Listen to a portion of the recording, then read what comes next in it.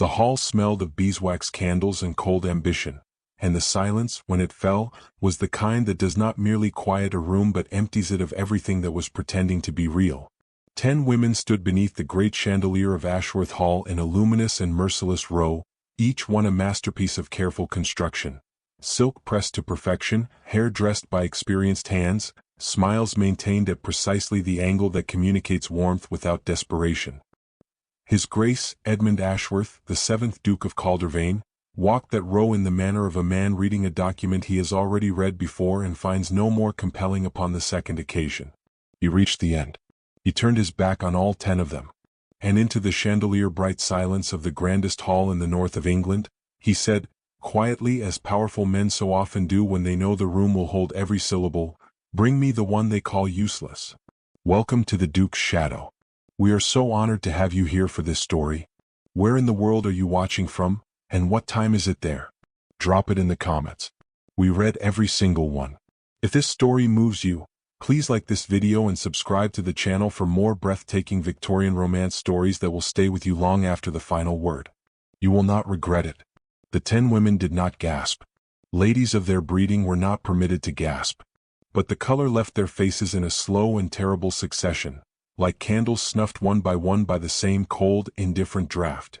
And Lady Constance Pemfield, eldest daughter of the Marquis of Winhallow, closed her ivory fan with a snap so controlled it could only have been practiced. One spine cracked. In the cathedral silence of that hall, it sounded precisely like a small bone breaking. Every eye moved, slowly and with the terrible curiosity of people witnessing an accident, toward the far doorway half hidden behind a column draped in winter-dark velvet. She stood there as she had always stood, unannounced, unornamented, visible to no one. Her name was Elara Voss. She was 22, the daughter of a dead scholar, the ward of nobody, and she wore grey wool without a single pearl at her throat or ribbon in her dark hair because there had been no one, for a very long time, who thought to give her either. She had arrived at Ashworth Hall 3 days prior carrying Lady Constance's shawl, and she had every sensible expectation of departing still carrying it. She had, in 2 years of living as a companion to a woman who valued her approximately as much as a well-made chair, learned not to expect anything else. Expectations were a luxury. She could not afford them. She had heard the whisper, of course. One cannot move through a great house as the forgettable one without hearing everything that was never meant for one's ears.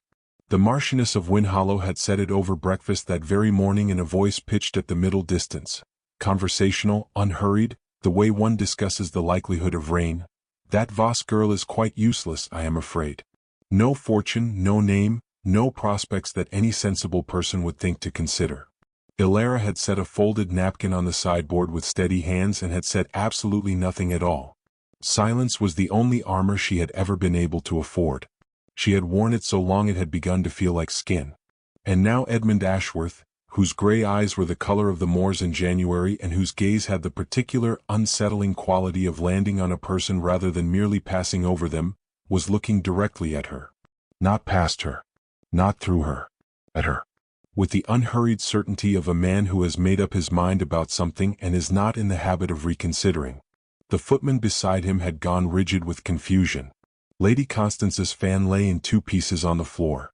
And Elara Voss drew one slow, sovereign breath, lifted her chin exactly 1 inch, not in defiance, but in the private assertion of a woman who has spent 2 years folding herself small and will not, in this particular moment, do so again, and began the longest walk of her life across the cold marble floor toward the most powerful man in England. 6 months before the chandelier and the cracked fan, Elara Voss had sat in a solicitor's office in the grey October heart of London and been told, in the tidy, apologetic voice of a man who has delivered this particular speech many times, that her father was dead, his debts were considerable, and she possessed 3 weeks before the creditors arrived to inventory the remains. The office smelled of damp wool and old ink. The clerk in the corner did not look up from his ledger.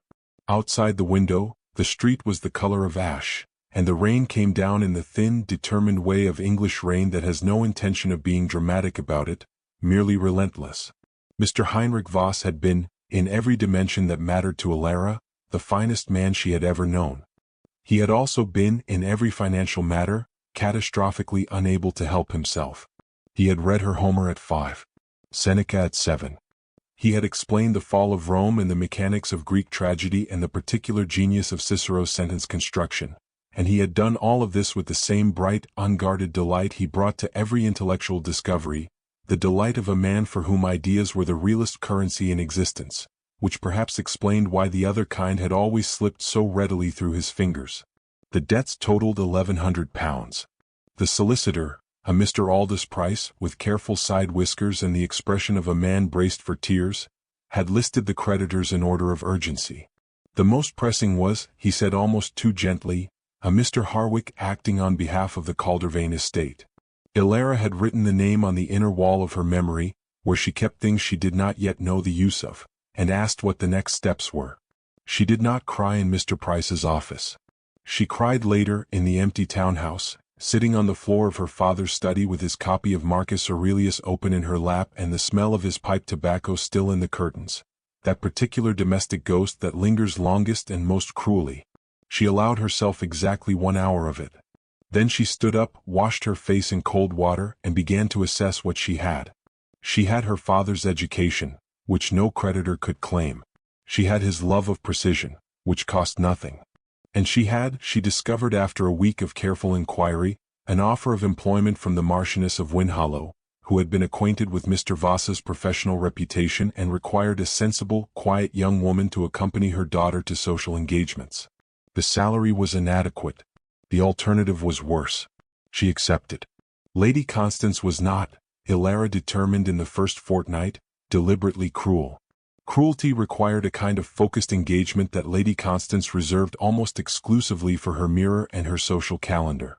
She was simply indifferent, which, as Elara had occasion to observe over the following months, was frequently worse.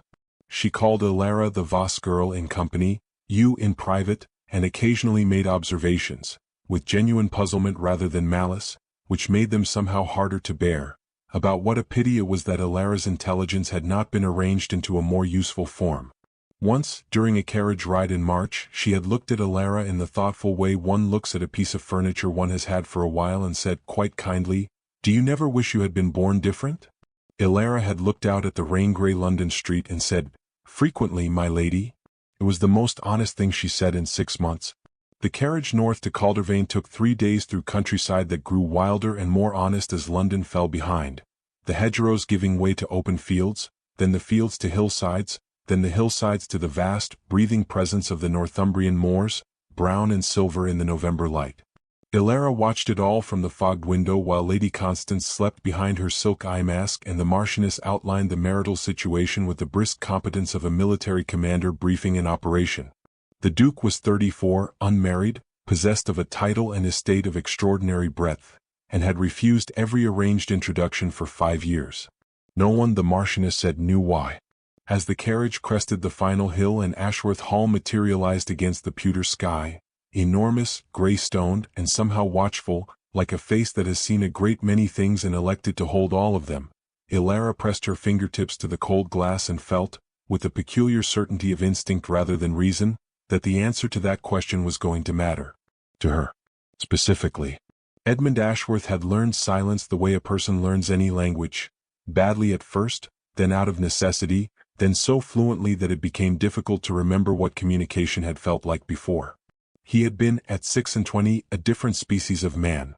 One who laughed at his club until other men laughed too without knowing why, who rode at full gallop across the November moors at first light simply because the speed of it clarified things, who had looked at Dorothea Harwick across a drawing-room in the spring of 1869 and felt the entire architecture of his future rearrange itself around her in a single, irreversible moment. She had been reading. She had not looked up immediately. When she had regarded him with a precise and curious intelligence that he had found, to his considerable surprise, more arresting than any coquetry he had ever encountered. They had been engaged 6 weeks later. She had been dead in 14 months. The fever had taken her in 10 days. He had been at her bedside for 9 of them, and he had held her hand on the morning of the 10th and then had done what a man of his training does. He had stood up, made the necessary arrangements and continued to function. Functioning, he had discovered, was not a temporary state that preceded recovery. It was, for certain kinds of loss, the permanent condition that replaced it. He had refused 4 introductions in the first year after her death and 8 more in the years following, and he had never satisfactorily explained his reasons because the true reason was not one he could articulate without it becoming smaller than it actually was. He had loved Dorothea Harwick with the entirety of what he had possessed at the time, and the man who had loved her no longer fully existed, and it seemed, every time he sat across a drawing room from a perfectly suitable young woman, both dishonest and unkind to pretend otherwise. The trustees had made the legal situation plain in a document that arrived in October. An heir was required within 2 years, or 3 significant entailed properties would revert to a distant Edinburgh cousin who was, by every account that reached him, aggressively mediocre.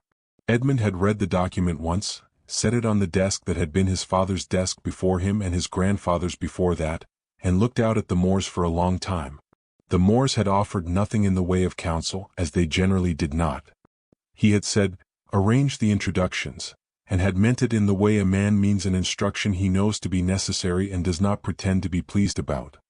He had also, separately and privately, given his solicitor a different instruction, regarding a young woman in London to whom the estate owed something that was not quite a debt and not quite an apology but was, he felt, a great deal overdue. He had observed Elara twice before the evening of the presentations, in the peripheral manner that is habitual to men who have learned to notice everything and react to nothing. The first time, she had been in the estate's eastern garden in the blue winter morning light, standing alone with her face tipped upward toward the bare oak at the garden's center, not worshipping it, not romanticizing it, but studying it, with the expression of someone cataloging a thing they find genuinely interesting.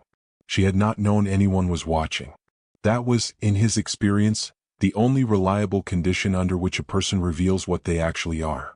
The second time, she had been crossing the entrance hall with 3 books balanced in the crook of one arm, and she had stumbled on the uneven threshold stone, caught herself without dropping a single volume, and then, instead of proceeding, had looked down at the stone with narrowed eyes and made a small economical note in the margin of the topmost book.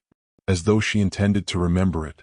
As though she intended at some point to do something about it. He had stood at the landing for rather longer than the occasion warranted.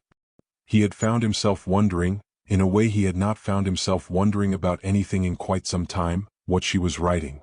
So when he walked the luminous, silk-dressed, carefully positioned row of candidates beneath the chandelier and felt the same hollow correctness that had characterized every such occasion for 8 years, this sense of everything being exactly right and nothing being in the least bit true, he had looked up toward the doorway and found her standing there in gray wool and no jewels and an expression of such composed and unperformative calm that something in him which had been very still for a very long time moved. Not dramatically. Not with any of the convenient clarity of fiction. It moved the way a compass moves when it has been held away from north for too long and is finally released. Small, quiet, and absolutely certain of its direction. He had spoken before he had consciously decided to speak.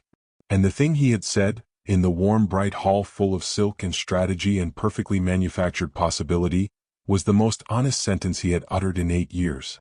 Elara walked across the marble floor with measured steps, conscious of the sound her plain shoes made against the stone, not the whisper of satin slippers, but a deliberate ordinary sound that seemed, in that charged silence, almost impertinent.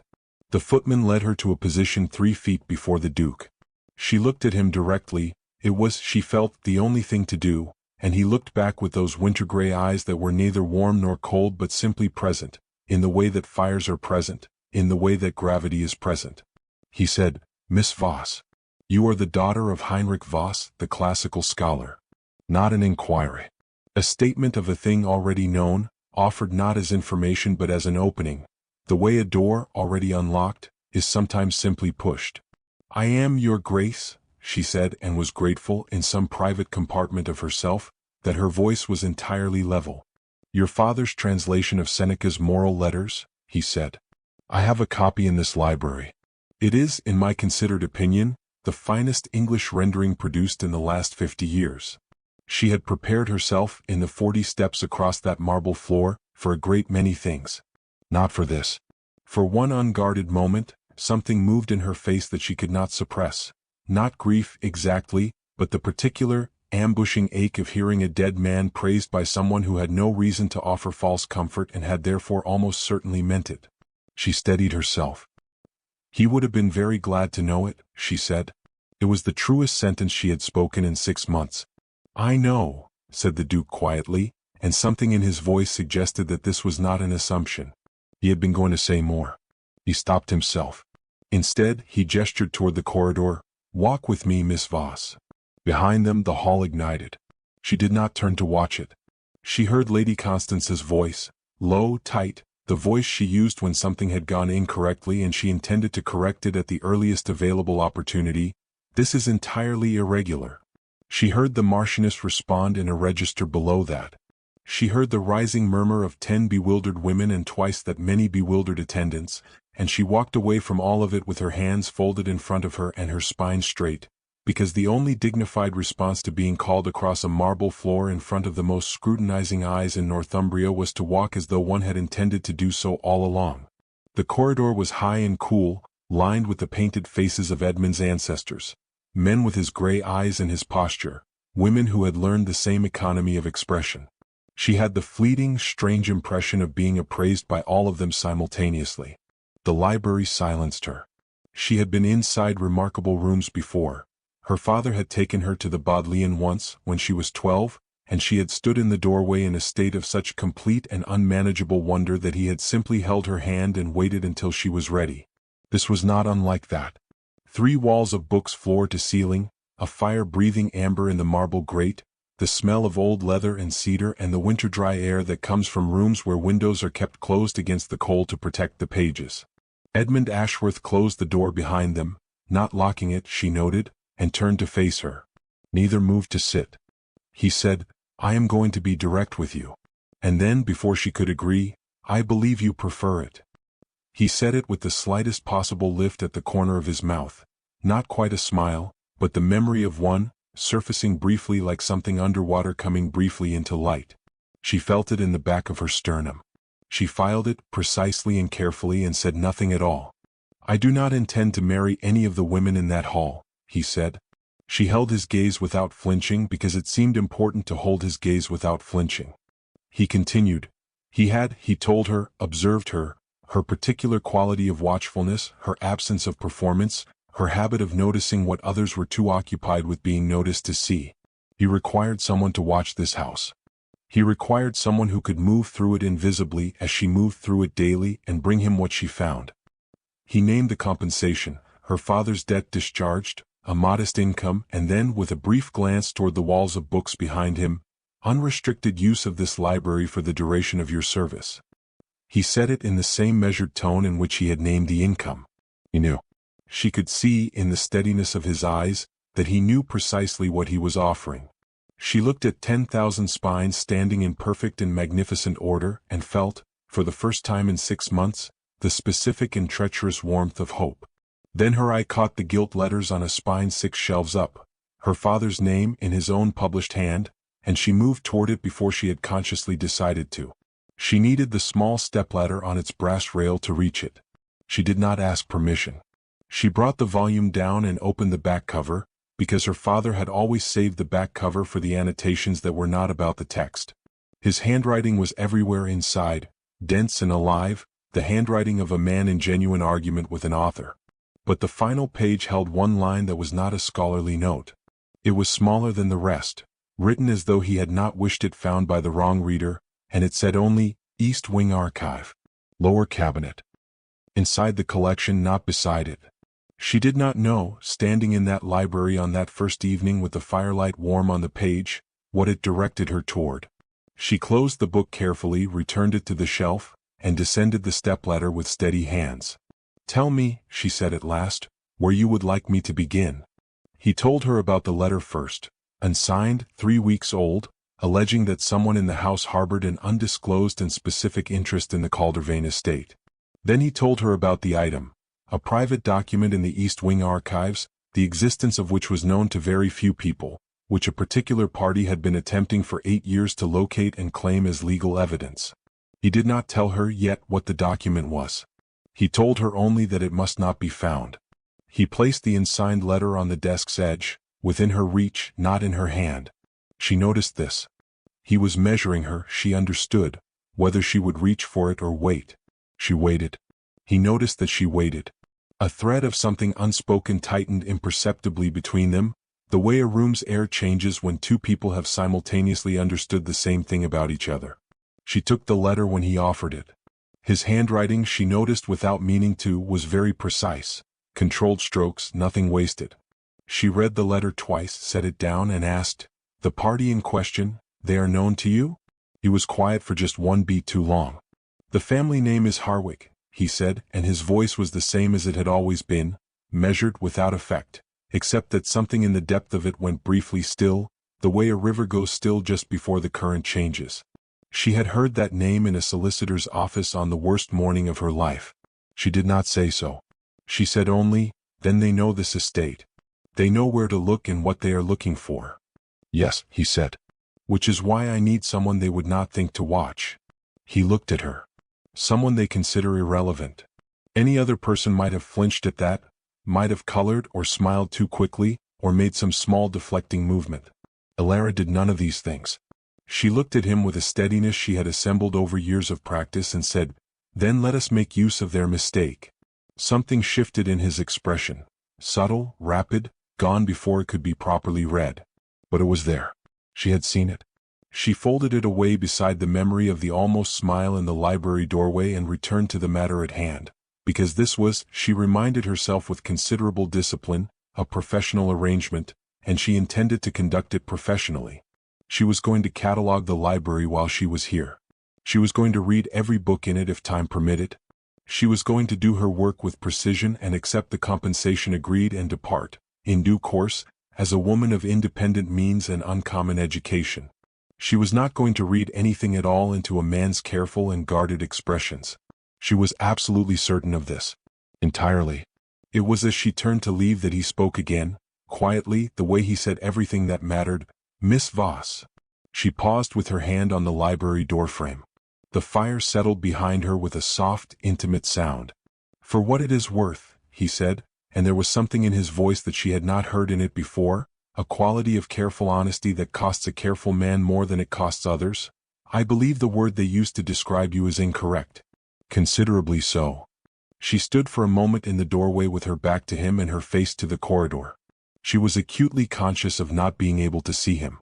She was equally conscious of the fact that this made no practical difference whatsoever. "Thank you, Your Grace," she said, in a voice that was almost as steady as she needed it to be. She walked into the corridor. She did not look back.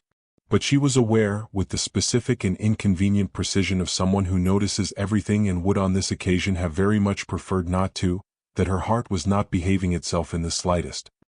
He stood at the library window afterward and watched the last winter light fade from the moors, the brown and silver landscape going slowly gray, the sky pressing down on everything with its great cold patience. He had not spoken of the document's true connection. Not yet.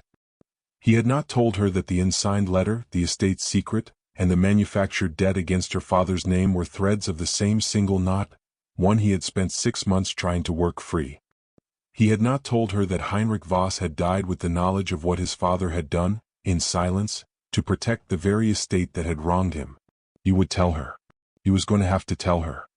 He stood at the window until the moors were entirely dark and the fire behind him had burned low, and he found himself thinking, with the strange tentative quality of a man discovering an unlocked door in a wall he had believed solid, that he was looking forward to speaking with her tomorrow. Lady Constance came to Elara's room at 9 o'clock with a candle and a cup of chamomile tea that she set on the small table by the bed with a care and consideration that Elara had never witnessed in her in all their months of acquaintance, and which she therefore regarded, immediately and correctly, as a warning. Lady Constance sat in the single chair and arranged her wrapper with habitual grace and said, in the soft voice she reserved for conversations with an already decided outcome, "I only want to be certain you have not misunderstood His Grace's attention this evening. Men of his rank extend unusual courtesies to those in reduced circumstances. It is a form of kindness, but it is not a form of intention." She looked at Elara with the genuine, concerned expression of a woman who believes she is being helpful. She also, Elara observed with clinical precision, looked afraid. Elara received this speech with every outward appearance of grateful receptivity. "You are very kind to say so, my lady," she said. "I assure you I harbor no illusions regarding my position." Lady Constance held her gaze for one long moment, searching for the concealed truth beneath the polished surface, as one presses gently on a bruise to locate its center, then smiled her beautiful, satisfied smile and wished her good evening and took her candle away. The door closed. Elara sat in the dark for a moment, then lit her own lamp and opened the notebook she kept beneath her pillow. She wrote 3 words, "He is here." She stared at them. She crossed out "he" and wrote "Harwick" instead, because clarity was important and she could not, she felt, afford the luxury of imprecision just at this particular moment. She had identified Mr. Silas Harwick on the morning of her second day at Ashworth Hall, not because he had introduced himself as such, but because she had heard the name spoken in the servants' hall in a particular tone, the tone in which one names a person who has previously caused inconvenience and may be expected to cause it again. He had arrived in the party of a Miss Alcott, quiet, watchful, the least forthcoming of the 10 candidates, which Elara had initially attributed to shyness and subsequently revised to strategy. Harwick moved through the house under the aegis of general admiration, complimenting the architecture to the footmen and the grounds to the gardener and the artworks to anyone who would pause long enough to be complimented at. He was charming. He was practiced. And he was, she had noticed by the end of day 3, paying entirely no attention to the architecture, the grounds, or the artworks at all. She spent the following 2 evenings in the servants' hall with her mending in her lap and her attention elsewhere, asking small lateral questions of the underfootman, a cheerful boy named What who was entirely susceptible to genuine interest, and of the second parlor maid, who was rather less susceptible but who had opinions about Mr. Harwick's behavior in the east corridor that she had been waiting for someone sympathetic enough to receive. What Elara assembled from these conversations, and from her own careful traversal of the wing Harwick favored, was this: he had been in the archive room twice. Both times between 10 at night and midnight. Both times accompanied by a candle, not a lamp. And both times he had emerged empty-handed and returned the following night. He had not found what he was looking for. He was running out of time and he knew it. A man running out of time becomes a different kind of dangerous. She thought of Lady Constance at the door with the chamomile tea and the practiced concern, and she understood in the way she understood most things, not in a flash of drama but in the slow, assembling clarity of a mind that will keep working until all the pieces fit. Lady Constance had not come to protect her. Lady Constance had come to assess what she knew. She had been, all this while, the quietest spoke in a wheel that had been turning long before any of them arrived in the north. It was not malice, not precisely. It was the particular, inevitable logic of a woman who had been told since girlhood that the only power available to her was the power of advantageous alliance, and who had simply followed that logic to its end. Elara felt, in spite of everything, something close to sorrow for her. Then she folded a note with precise and careful hands, addressed it to the 3rd volume of Gibbon on the 2nd library shelf, and wrote in the final line, "He is close. Tonight matters." Edmund read the note by his desk lamp and felt the recognition settle through him with a cold weight of something he had been expecting long enough that its arrival brought not surprise but simply the particular exhaustion of inevitability. He had known it would come to this. He had known it from the moment the unsigned letter arrived, and before that, if he was entirely honest, which he was making an effort to be, he had known it from the morning he had read his father's private correspondence and found the record of what had been done to Heinrich Voss and understood, reading it in his father's precise and unrepentant hand, that the estate he had inherited was not quite the uncomplicated thing he had believed it to be. He set the note down. He went to the corridor without a lamp.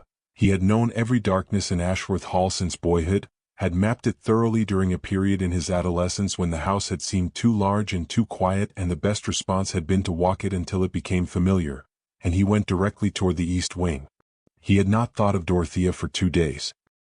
He noticed this as he moved through the dark corridor with the particular attention a man pays to his own interior when the world outside it has gone very quiet. 2 days was the longest interval in 8 years. He did not know what to do with that. He kept walking. The east wing smelled of old paper and beeswax, and the strip of yellow light beneath the archive room door was very thin but entirely unmistakable. He had once, 8 years and 4 months ago, stood outside a different door with a strip of lamplight beneath it and had been afraid to go in because he had known, with the irrational and absolute certainty of grief, that when he opened it nothing would be the same. He had gone in. He had held her hand. He had learned that the not going in does not actually prevent the change, it merely removes you from the room where it happens. He opened this door without hesitation. Silas Harwick was 41 years old and had the face of a man who has pursued a single idea for so long that the idea had gradually replaced the face. Sharp, worn, animated entirely by the thing that drove him rather than by any inner life of his own. He held a letter. He held a candle. He looked at Edmund Ashworth in the doorway and went very still, not from guilt. He had passed beyond guilt at some earlier station, but from the recalibration of a man who has been interrupted in the middle of his argument and must decide where to re-enter it. "Put it down," Edmund said. His voice was entirely quiet. Harwick put the letter on the cabinet with the careful movements of a man who is buying himself thinking time and knows the other person knows it. "That letter," Harwick said, "contains an agreement between our fathers that this estate has refused for 8 years to honor. I intend to see it honored." Edmund crossed the room, took the letter from the cabinet, and looked at it once. The looping, familiar hand of Dorothea's father, old Mr. Harwick, who had been a grasping man but not a stupid one. The letter cited a verbal agreement regarding a parcel of northern land. It was not, his solicitor had confirmed thrice and at length, legally binding in the form it currently took. What it was, Edmund knew with complete and private clarity, was a forgery. Not of the letter itself, that letter was authentic, but of the agreement it claimed to document, which had never been made, but which had been constructed around a genuine document to give it weight. His father had commissioned the authentic letter's fabrication as a bargaining chip in a dispute that had never reached the courts. And Heinrich Voss had known, had documented it, had died in silence with the knowledge tucked into the archive where his own daughter now moved like a ghost doing the very work he had been prevented from completing. "You will leave by morning," Edmund said. "We are finished here." Harwick moved to the door. He stopped. His eyes, moving past Edmund into the corridor, found Elara, standing in the frame with the stillness of someone who has been there long enough to have heard what mattered. His gaze altered. It was not recognition in the simple sense, he would not have known her face, but in a genetic sense. He saw Heinrich Voss in the arrangement of her features and the particular quality of her attention, and Elara watched the recalibration move through him in real time, watched him arrive at the calculation and find it useful, and felt the cold understanding spread through her that she was no longer invisible to him. She was now, in his particular arithmetic, a variable. "Voss," he said quietly, not her name but her father's, offered not as address but as the announcement of a piece moved on a board. Then he was gone into the dark corridor, and the archive room held only the two of them and the guttering candle he had left behind and the silence that follows when something important has just changed. Edmund turned to look at her. "Miss Voss," he said very carefully, "I believe it is time I told you everything about your father." He closed the archive room door and lit the proper lamp, the one that smelled of good oil and threw warm, reliable light over the document cabinets and the leather reading chairs and the small, cold hearth that nobody had thought to light tonight. He offered her the chair nearest the unlit grate with a gesture that was not imperious and not ceremonial but simply, quietly considerate, the gesture of a man accustomed to thinking about where other people are standing and whether they might prefer to sit. She sat. He remained standing for a moment, his hand resting on the cabinet where Harwick's candle had left a thin trail of wax, and she had the sense, watching him, that he was choosing his words with the care that one uses only for the ones that will cause pain. "Your father," he said, "did not borrow money from this estate." The silence that followed was not empty. It was full of the particular rearranging quality of a statement that has just reordered the past. She did not speak. He continued. Heinrich Voss had come to Ashworth Hall 3 years before his death to authenticate a collection of Roman documents the 5th Duke, Edmund's father, had acquired through channels he had preferred not to examine too closely. Voss had authenticated the collection. He had also, in the thoroughness that was apparently constitutional in the Voss family, discovered something the 5th Duke had not anticipated. One document in the collection was a fabrication, not minor, not casual, but a sophisticated and deliberate forgery constructed to anchor the Harwick family's land claim and give it the weight of documented precedent. If exposed, the Harwick case dissolved. If it remained hidden, it would cost the estate considerably. The 5th Duke had elected a third path. He had manufactured a debt against Voss's name, binding a scholar's silence through financial obligation, which was the method of a man who understood that the world will do many things to protect a secret but very few things as cheaply and effectively as shame. Elara was quiet for a long time. The lamp burned steadily. Somewhere in the house, A clock marked the half-hour with the mild indifference of clocks, which do not concern themselves with whether what is being measured inside the time they record is bearable or not. She thought of her father, not the brilliant one, not the Homer-reading one, but the other one she had sometimes glimpsed in the last years of his life, tired in a way that sleep did not correct, careful in conversations in a way that had not always been characteristic of him, carrying something behind his eyes that she had attributed to grief, to age, to the slow accumulation of a life lived mostly in his head. She had not known it was a secret. She had not known he was protecting something. She had not known that his silence, that particular deliberate silence she had inherited and perfected and worn as armor, had been for him not armor at all but a cage. She looked up. Edmund was watching her with an expression she had not seen on him before.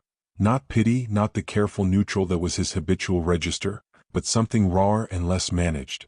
The expression of a man who is genuinely sorry and knows that sorry is insufficient and is saying it anyway because the alternative is nothing.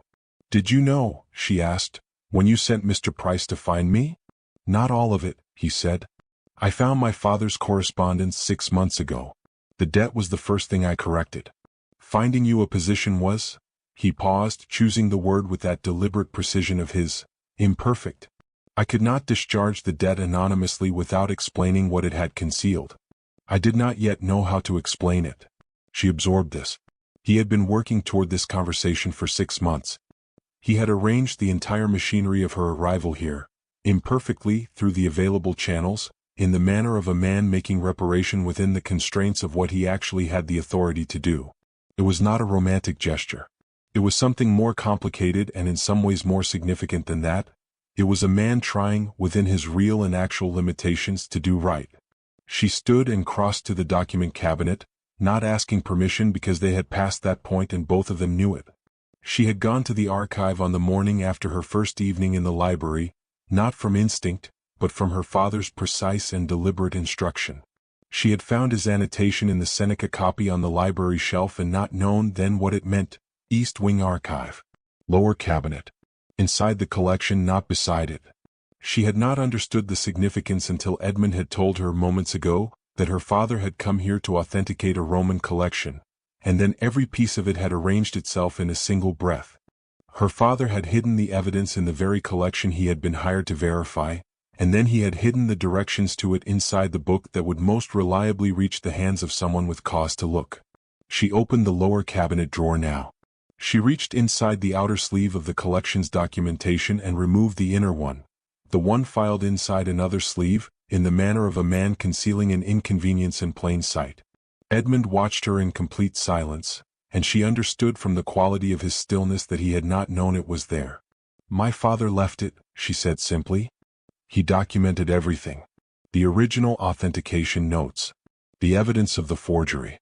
He hid them here, in the very archive he had been sent to work in, inside the collection he had been asked to verify." She held the sleeve out to him. Their fingers did not quite touch in the transfer. She was aware of the precise centimeter of air between them with a specificity that she found, under the circumstances, extraordinarily inconvenient. "He could not speak," she said quietly, "but he made certain that the truth was findable. He trusted that someone eventually would come looking." She met Edmund's eyes. He trusted that the right person would know what they were seeing. The lamp between them burned very warm and very steady, and neither of them moved for what felt like a long time but was probably only a moment. One of those moments, she thought, that does not end simply because the clock moves past it. Morning arrived in the manner of mornings that have decided to be serious. No gold in it, no softness, just the flat silver light of a sky that has made its intentions plain. Elara had not slept. She had sat in her room with the document sleeve on the table beside her lamp and her father's authentication notes spread before her, reading his handwriting in the small hours, his precise, elegant hand, the same hand that had written her birthday letters and corrected her Greek grammar and signed, at the bottom of a dozen pages of careful scholarship, the truth that had cost him everything. She had not cried. She had read every word. By the time the household began to stir at 6, she had committed the essential evidence to memory with the thoroughness of a woman who understands that memory, unlike paper, cannot be taken from a room. At 6:30, the second parlor maid appeared at her door, white-faced, to report that Mr. Harwick had not departed. He had returned before dawn through the kitchen entrance. He was in the great hall. He had brought 3 men with him. And Lady Constance Pemfield was standing at his side. She had known even before she saw it. She had known in the way that all the separate things one has observed, separately, for days suddenly arrange themselves in the night's quiet into the shape they have always been. Lady Constance had known about Harwick from the beginning, had provided him access, had given him her intelligence, had calculated that a duke pressed by legal exposure would be more navigable than one who was not. It had been, in its way, a strategy of some elegance. And it had been, in its way, a thing born of desperation. The desperation of a woman who understood that the world had given her one instrument and she had arrived at 34 without having successfully deployed it, and that this house, this duke, this particular arrangement of circumstance, was quite possibly her last.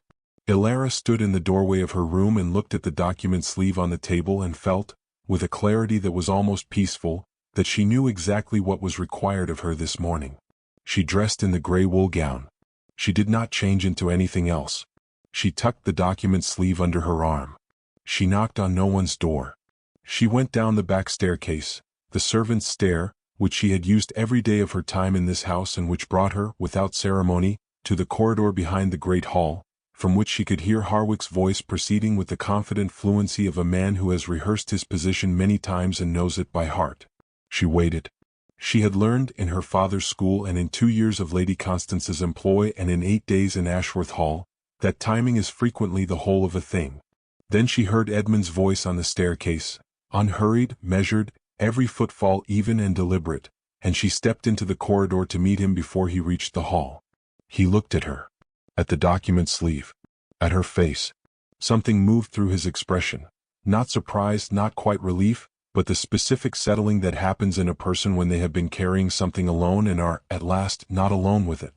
He did not speak. He simply held out his arm, in the formal manner of a duke who is about to enter a room that requires a degree of ceremony. She took it. Not as a companion.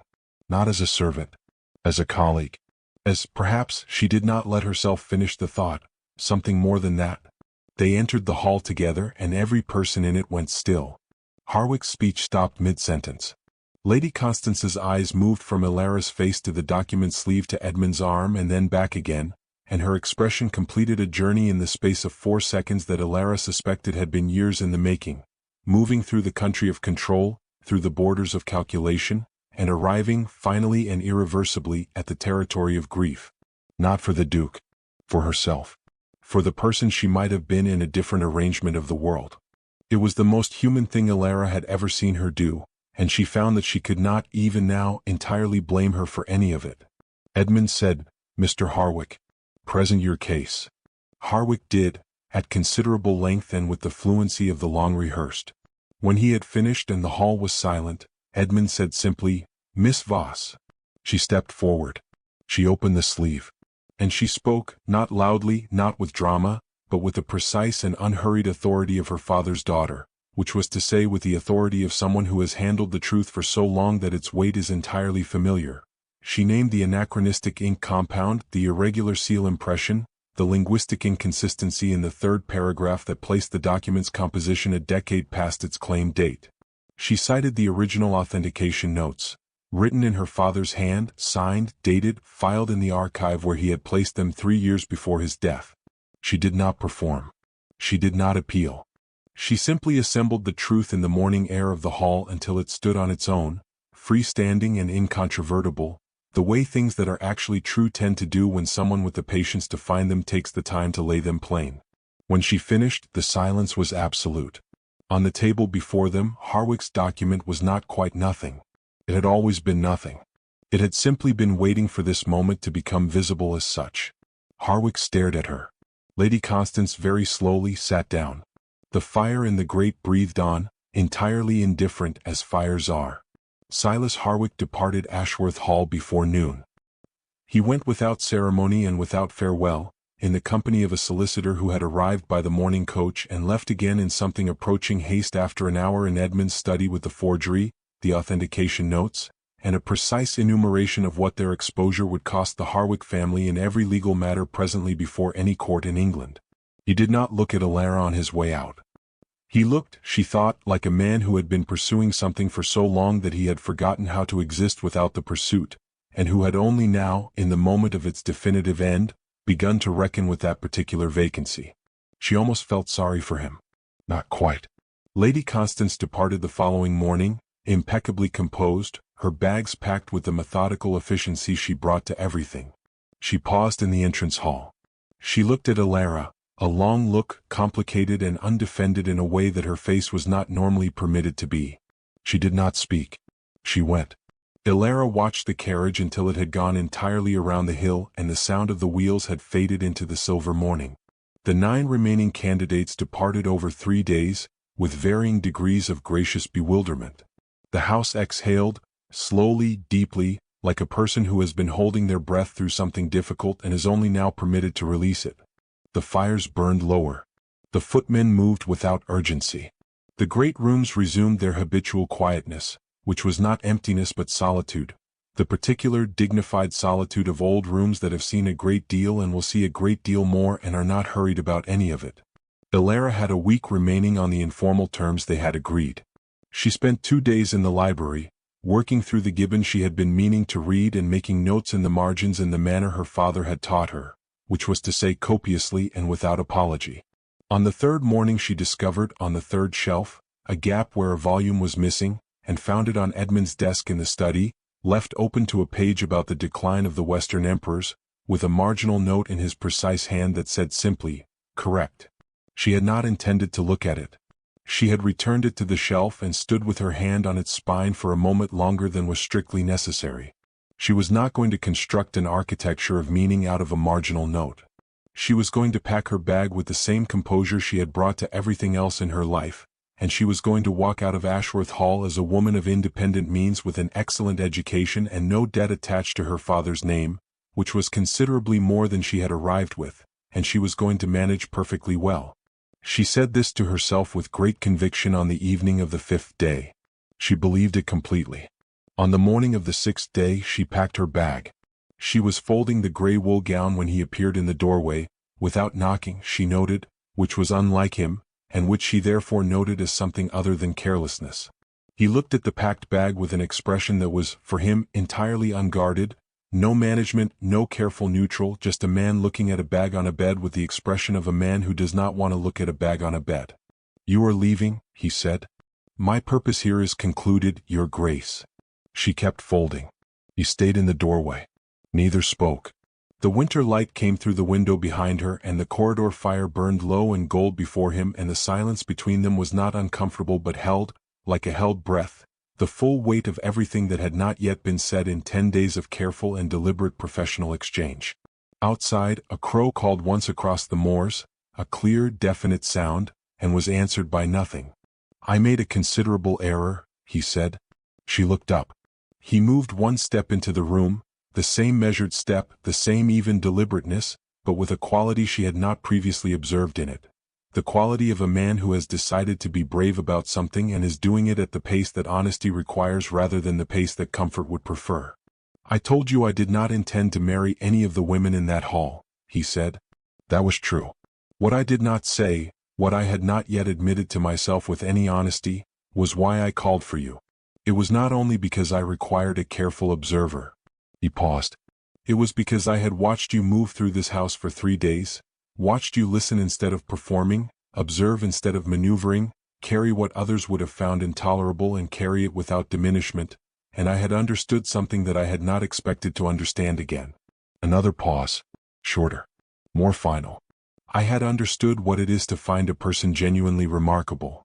He held her gaze. "I find you genuinely remarkable, Miss Voss. I could not allow you to pack that bag without having said it aloud in this room, with nothing between us but the plain and ordinary air." Elara looked at him for a long and unhurried moment. She thought of her father on the floor of his study in the last winter of his life, sitting in the lamplight with Marcus Aurelius open on his knee, telling her, not for the last time but almost, that the most dangerous thing a woman could be in a world that preferred her manageable was a woman who knew her own worth and refused, on any occasion, to trade it for comfort. She thought of every room she had occupied as furniture. She thought of the marble floor and the 40 steps, and the chin she had raised one deliberate inch because it had seemed, in that moment, the only sovereign thing available to her. She set the grey wool gown back on the bed. She did not put it in the bag. She looked at Edmund Ashworth, at his grey eyes, at the careful, unarmored honesty of his expression, at the man behind the measured voice and the measured steps who had placed a note in a dead scholar's translation and discharged a fabricated debt and left a book open to a page he knew she would find. And she said, with the composure of a woman who has decided to take up, at last, the full dimensions of the space she was always meant to inhabit, "Then I suppose I am not leaving." The fire in the corridor flared once, warm, sudden, alive, and was steady again. Edmund Ashworth, who had not smiled without calculation in 8 years, smiled. It was a small smile, private and unperformed, the smile of a man who has opened a window he had nailed shut against the cold and found the air outside clean and cold and entirely bearable. He crossed the room in 3 even steps and offered her his hand, not as a lord extending grace, not as an employer releasing obligation, but as a person extending to another person the plain and uncomplicated fact of themselves. She took it. His hand was warm. Hers, she suspected, was cold from the morning, and he did not remark upon it. The winter moor stretched pale and enormous beyond the window, and somewhere on them a hawk turned slowly in the grey air, and the fire in the corridor burned amber and steady, and in that plain and ordinary room, with no ceremony and no audience and nothing between them but the truth, the girl they had all called useless became, at last and entirely, everything she had always been. Thank you for watching The Duke's Shadow. If this story moved you, if it stayed with you the way the best stories do, please like this video, share it with someone who needs to hear it, and subscribe for more Victorian romance stories that will live in your chest long after the final word. Every story begins with someone who was told they were not enough. Every story ends with the truth. We will see you in the next one.